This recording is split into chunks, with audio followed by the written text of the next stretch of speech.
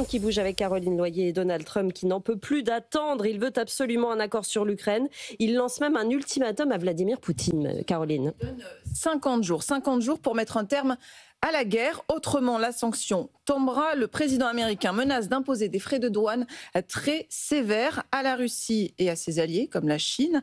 Par très sévère, il entend des droits de 100%. Sondra, ni plus ni moins. Après 6 mois d'échecs sur le dossier ukrainien, Donald Trump estime, je le cite, qu'au final, il faut passer à l'action et obtenir des résultats. La semaine dernière, le locataire de la Maison-Blanche semblait déjà amorcer un changement d'approche. Il disait étudier de très près une proposition de loi républicaine visant à imposer des droits de douane de 500% aux pays achetant du pétrole, du gaz ou encore de l'uranium à Moscou. On n'en est pas encore là, mais le projet est bien sur la table. Donc Trump a compris qu'il fallait s'en prendre à l'économie russe, Caroline. Et c'est ce que lui demandent les Européens depuis longtemps, voyant que leurs sanctions seules ne suffisent pas à faire plier Poutine.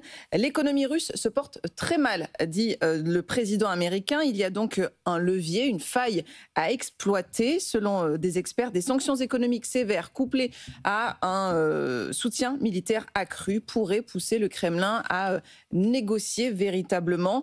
Et il se trouve que Donald Trump vient de s'engager pour un réarmement massif de l'Ukraine. C'est une très grosse affaire que nous avons conclue. Des équipements militaires d'une valeur de plusieurs milliards de dollars vont être achetés aux États-Unis, aller à l'OTAN et seront rapidement distribués sur le champ de bataille, dit le président américain. Donc des systèmes de défense aériens patriotes, dont on parle beaucoup, seront notamment fournis.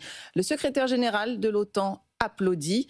Le chancelier allemand également. Le président Trump vient de faire un pas important, dit-il. Est-ce que Vladimir Poutine a réagi, Caroline? Jusqu'ici, pas du tout. Silence radio. La question, c'est notamment, s'agissant de l'ultimatum, est-ce que le chef du Kremlin va prendre la menace au sérieux? Rien n'est moins sûr. En juin, Donald Trump, déjà exaspéré, lui avait donné 2 semaines pour mettre un terme à la guerre. Le délai avait expiré sans que rien ne se passe. On n'est pas à l'abri que la deadline fixée au 2 septembre, cette fois-ci, soit reportée. Ces dernières semaines, le président américain s'en est pris à plusieurs reprises à son homologue russe. À chaque fois, le Kremlin a réagi de manière calme, diplomatique, parfois avec cynisme. Lorsque Trump concédait qu'il était plus difficile de mettre fin à la guerre qu'il ne le pensait, Vladimir Poutine répondait: c'est comme ça, la vie est toujours plus compliquée qu'on ne le pense. On attend aussi la rédaction des républicains américains. Absolument. La stratégie revisitée de Trump pourrait diviser son propre camp. Une majorité de républicains estime toujours que les États-Unis n'ont rien à gagner à soutenir l'Ukraine.